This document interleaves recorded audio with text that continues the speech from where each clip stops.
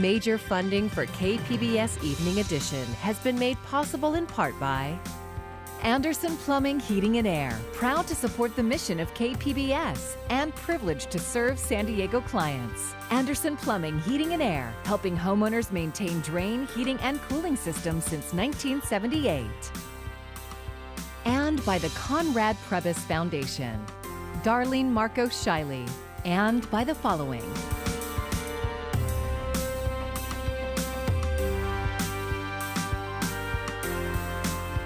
And by viewers like you. Thank you. Good evening. It's Monday, December 28th. Thank you for joining us. I'm Maya Trabulsi. San Diego can use the rain, and we're getting it with our first significant winter storm of the season. After a long holiday weekend, you might have started your day dodging raindrops. This is what it looked like this morning near UC San Diego. The wet, chilly weather bringing with it winter storm warnings. More now from KPBS North County reporter Jacob Ayer. The winter storm delivered San Diego its first true rainfall in over a month, a welcome event during an especially dry and fiery year. As of Monday afternoon, about a third of an inch of rain had been recorded at Lindbergh Field. The storm system also brought 4 to 8 inches of snow to the mountains and high surf to the coasts. Alex Tardy of San Diego's National Weather Service says the rain is helpful, but a lot more is needed to make up for the lack of rainfall thus far in the season. We haven't seen any cold front or weather system of any significance since November 7th.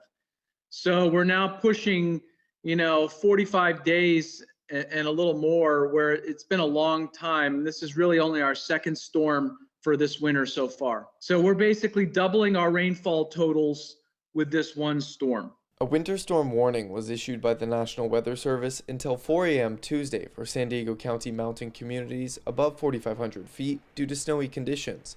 Additionally, a high surf advisory is in place until 10 a.m. Wednesday for county coastal areas. And so we're going to see sets of 6 to 7 feet. And that's unusually high surf. It's not extreme, but for anyone venturing out into the water, that's a significant surf. Tardy says this storm alone may not remove the threat of an already extended wildfire season after a dry year with record-breaking heat. We're going to need at least 2 or 3 storms in January to probably completely end the fire season for everywhere. And when I mean everywhere, I mean from the mountains all the way to the coast and all the way up to LA. The good news is that January and February tend to be the wettest months of the year in San Diego. Tardy says another storm system could be arriving around January 6th or 7th. Jacob Ayer, KPBS News. And here's some more weather video. This is the snowy scene earlier today on Mount Laguna, courtesy of the Laguna Mountain Lodge live cam.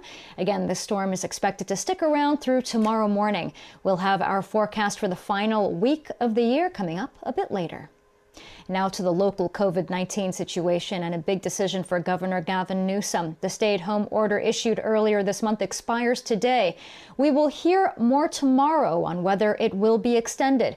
It was initially announced for a 3-week period to reduce the strain on hospitals, but so far the situation has not improved.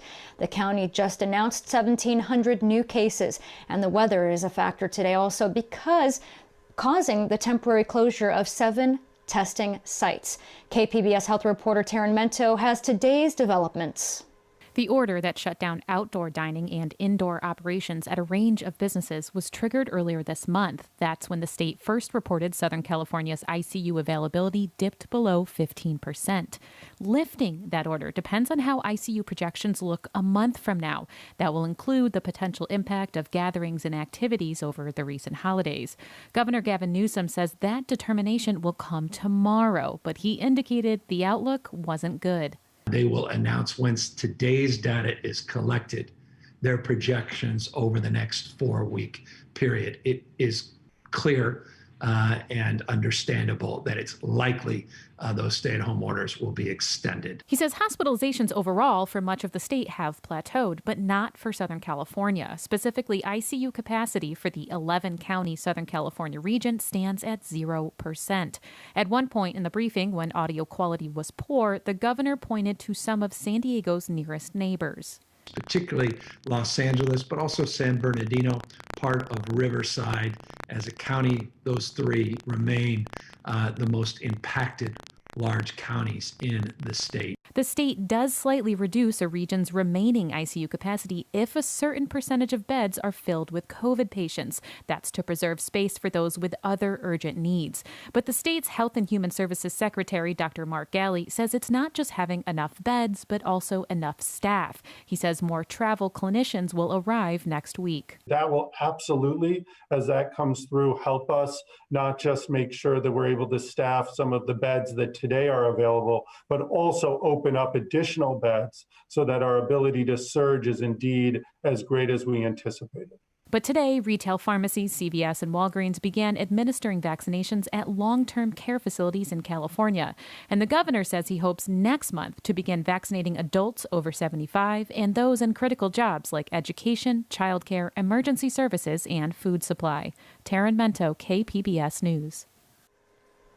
And coming up, we'll have a new KPBS pandemic profile. Tonight, what is it like to raise a newborn during a time like this? See how a local mom is navigating these uncertain times while still trying to bond with extended family half a world away. The House just approved a bill to boost the next round of stimulus payments to $2,000. Now it's up to the Republican-controlled Senate to make it happen after President Trump was slow to sign a relief bill passed earlier this month. As Boris Sanchez reports, that delay is causing headaches for some. Hours after finally signing a coronavirus relief package, President Trump back on the links, despite his public schedule claiming he is working tirelessly for the American people. Trump waking up to a scathing headline in one of his hometown papers, the conservative-leaning New York Post, which endorsed him for president, calling on Trump to stop the insanity. In an op-ed, the Post editorial board writing, "It's time to end this dark charade," saying Trump is cheering an undemocratic coup with his claims of election rigging. Adding, quote, "If you insist on spending your final days in office threatening to burn it all down, that will be how you are remembered. Not as a revolutionary, but as the anarchist holding the match." The most recent example of that insanity, Trump's handling of the bipartisan coronavirus relief package.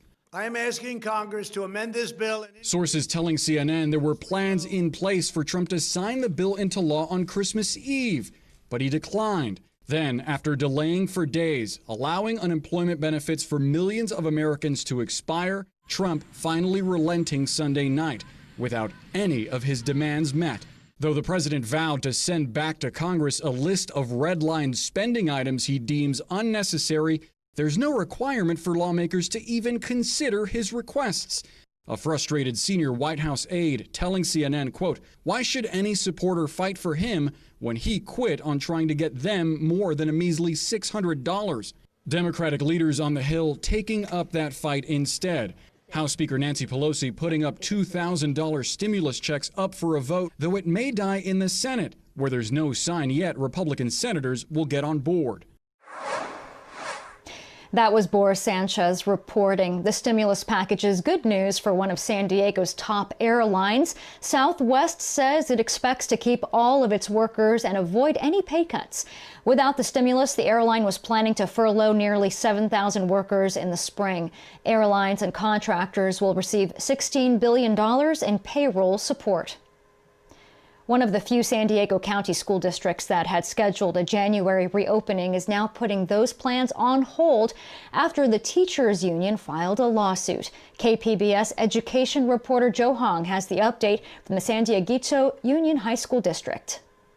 Earlier this month, the San Dieguito Union High School District unveiled an ambitious reopening plan that would allow students to return to campus part-time starting January 4th and full-time starting January 27th. but the school board rescinded that plan on Monday in a 4-1 vote after the teachers union sued the district, arguing that it could not reopen schools while the county was still in the state's most restrictive purple tier for COVID-19 cases. Board member Katrina Young said the decision was indicative of the balancing act school officials have had to perform throughout the pandemic. There's some parents that are fearful that their kids are not thriving right now, and that absolutely has to be acknowledged. And there's other parents that are fearful that right now is not the time to open campuses, and that also has to be acknowledged. But board member Michael Allman, who cast the only dissenting vote, criticized the board for backing off after the legal threats from the teachers union. Since the union doesn't like it, they just file a lawsuit, and it looks like we'll cave to them. I just don't think it's a good idea to reinforce that behavior. San Diego has been offering some in-person instruction to vulnerable students, and according to guidance from the state, the district can continue offering these limited services, but it cannot expand to a more comprehensive reopening while the county remains in the purple tier. Board members urged parents whose students are struggling to reach out to their schools to see if they qualify for limited in-person instruction. Joe Hong, KPBS News. One of the high-profile cases in the college admission scandal has run its course. Actress Lori Loughlin walked out of a federal prison in the Bay Area. She served 2 months after pleading guilty to conspiracy. Loughlin admits she and her husband took part in a scheme to get their daughters into USC under false pretenses. Her husband is still serving his 5-month sentence. They are among dozens of parents caught up in the scandal, which included several elite schools, including the University of San Diego. When you scroll through social media, you might see some posts from the San Diego Police Department that aren't just traffic alerts or posts about missing people. KPBS investigative reporter Claire Tregesser says the department is spending money to help them seem more human and relatable. If you noticed a change in San Diego Police's social media recently, you're right. So I've nicknamed myself the Twitterizer. Lieutenant Matt Botkin is writing posts that aim to be more conversational, more human, and that show police officers doing good work or helping people. Like this one. I really wanted to say how thankful we are. We are overwhelmed with the show of support. It's been absolutely incredible. The smile you put on our son's face today brought these parents to tears. The main reason for putting out the lighthearted and the humanizing portions too is to let people know that we're not just all cops and robbers, lock you up, throw you in jail. We're caring for your family members when you can't check on them. Helping people out. The department also has some outside help. They're paying a media consultant $4,000 a month, in part to help with their social media strategy. They get so much of our city budget already from our tax dollars. The idea that they have to hire a consultant to basically train them on how to behave, it says a lot about policy. Catherine Mendoza is a community cop watcher who spends a lot of time filming police in her City Heights neighborhood. Their demeanor and what their purpose is on the call is a lot different than what they want to portray themselves on social media, which is kind of make-believe. San Diego police also pay the consultant $5,000 to make videos showing what happened anytime an officer shoots someone. Releasing this video is required by law. But Botkin says many standoffs end without violence, and the department doesn't want the community to only see posts where an officer shoots someone. It's unfair for us as an agency to expect people to understand why we do what we do if we don't explain why we do what we do and the rationale behind it. And so, when you see us, pointing a taser at somebody, when you see us utilizing a police service dog, as terrible as that might seem to the uninitiated and to those who just don't know what's happening, it's even worse when there's no information about what took place. And we know that when there's that gap in information, that gap's either going to be filled by facts and reason and context, or it's going to remain void and get filled with fear and worry and doubt and confusion. Botkin aims to fill that gap, sometimes with videos of officers playing basketball or giving stickers to kids. Claire Tregesser, KPBS News. The Padres are making some big moves to build on their breakout year. ESPN and others say the Padres have reached an agreement with the Tampa Bay Rays for Blake Snell. The starting pitcher is a former Cy Young winner and played a big role in helping the Rays reach the World Series this year. The Padres will reportedly send 4 players to Tampa in the trade, most of them young prospects. Also today, the Padres reached a deal with Korean baseball slugger Ha-seong Kim, likely to play second base. And those players will get to know San Diego sunshine, but this week it's all about the rain. Depending on where you were, you saw some breaks in the action today. This video is from Del Mar. Our first storm of the winter season will stick around overnight. Mark Mancuso has our forecast. Our cold winter storm continues to churn its way across Southern California through the overnight hours, and we'll continue to see some bursts of heavy snow in the mountains. Showers overnight tonight will begin to decrease very early Tuesday morning, and then we're left with some breezy conditions, and it'll be just a little bit milder into Wednesday. Winter storm warnings, they are in effect overnight tonight to the very early morning hours on Tuesday. You don't want to be traveling in the high country overnight tonight. Along the coast, it's a pretty rough surf going on here. We have some high surf advisories, and that continues right through Wednesday morning. As we check out that forecast for tonight, it'll be showery here, Oceanside down to San Diego. Snow showers here up in the mountains. Significant snows up above 5,000 feet, 6 inches or more. That storm system's moving right along, so we'll be left with a cool day Tuesday, and the showers will be pretty much done.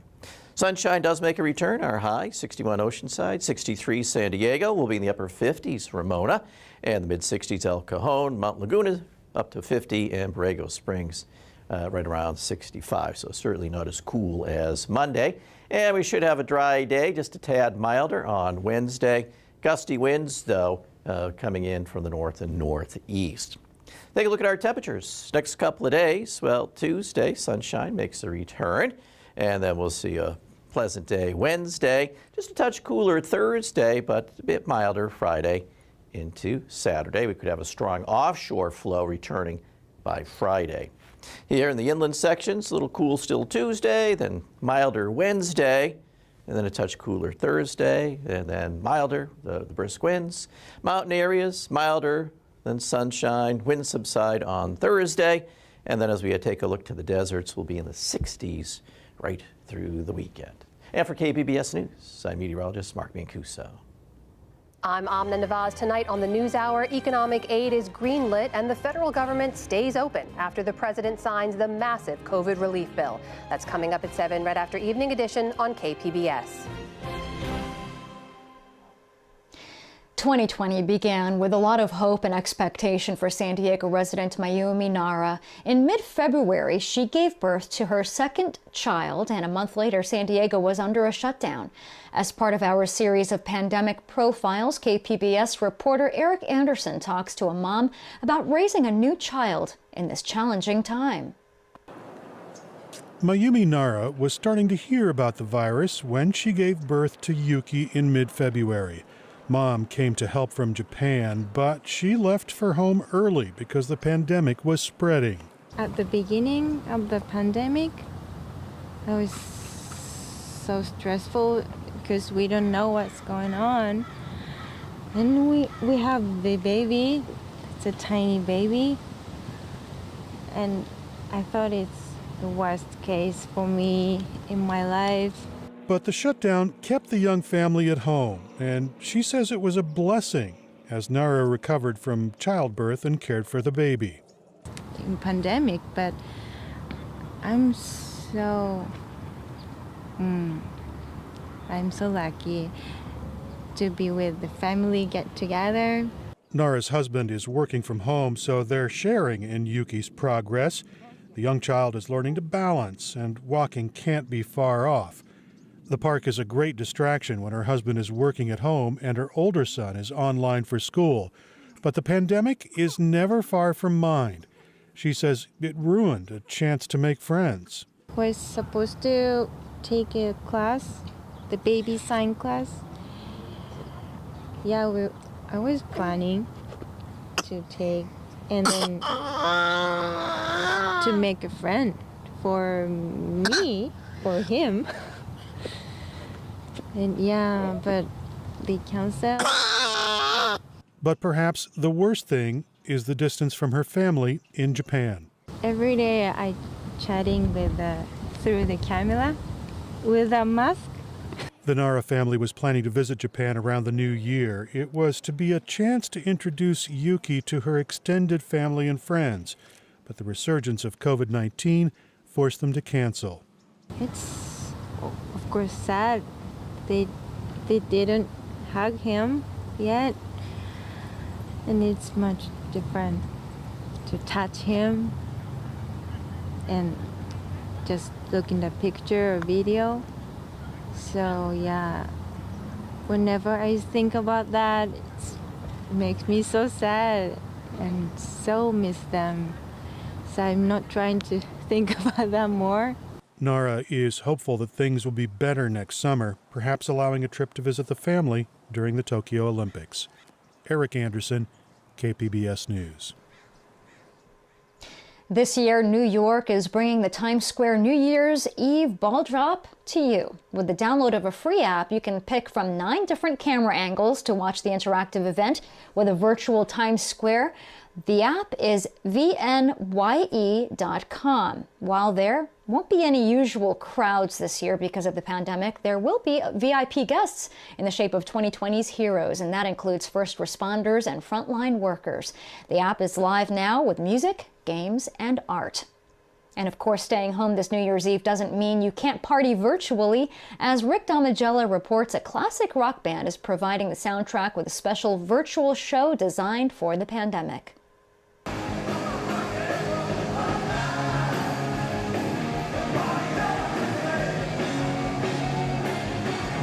The self-proclaimed hottest band in the world is looking to end 2020 with a bang.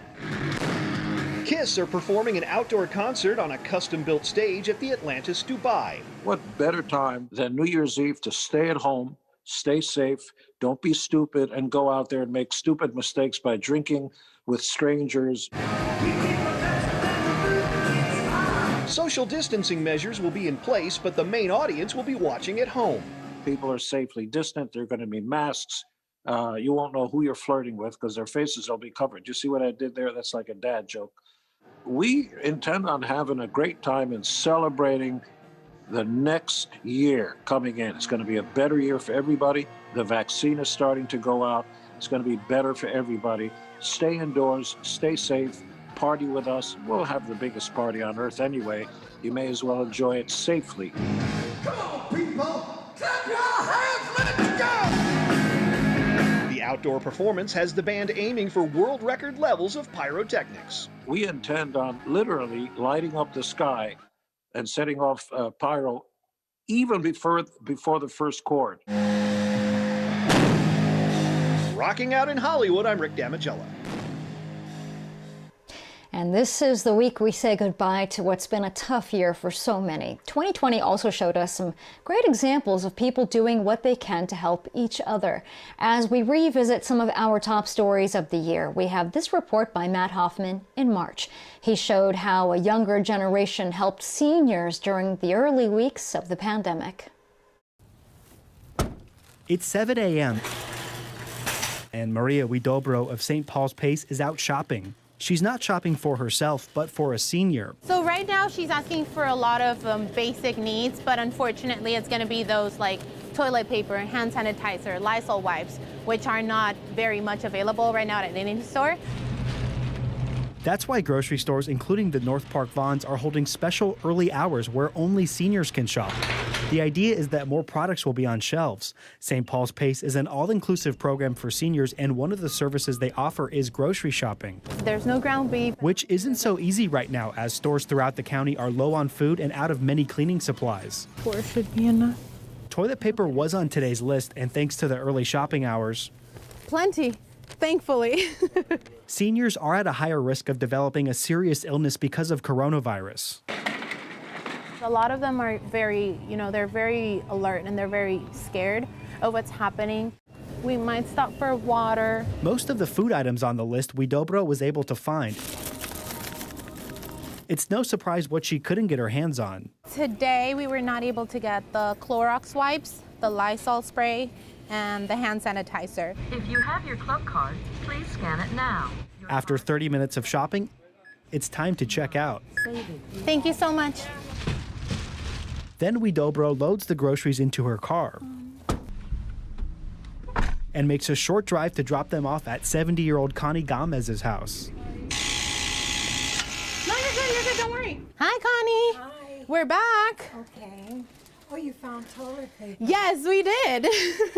The isolation is getting to me. Gomez says she's been following the governor's stay-at-home orders for seniors, but I suffer from depression, and anxiety has gone through the roof. I mean, it's tripled. But thanks to nonprofits like St. Paul's Pace during the outbreak, Gomez can relax a little. The help that they're giving me is tremendous. We need the peanut butter. That's what I'm missing. I'm not complaining about my shopping. I figure my own things out. But when you're trying to shop for someone that needs it, it's very sad to not be able to find certain things that they need for their everyday lives. Maria's message is simple. When you're out shopping, only take what you need, because when you hoard, those who are most at risk for the virus might not be able to get what they need. Here in North Park, Matt Hoffman, KPBS News.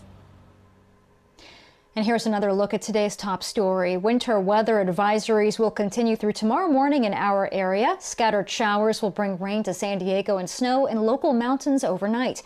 This is the first significant winter storm for the region. Sunshine and highs in the 60s are expected for tomorrow. And you can find tonight's stories on our website, kpbs.org/evening edition.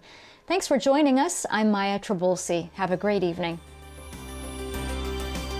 Major funding for KPBS Evening Edition has been made possible in part by Anderson Plumbing, Heating and Air, proud to support the mission of KPBS and privileged to serve San Diego clients. Anderson Plumbing, Heating and Air, helping homeowners maintain drain, heating, and cooling systems since 1978. And by the Conrad Prebys Foundation, Darlene Marcos Shiley. And by the following: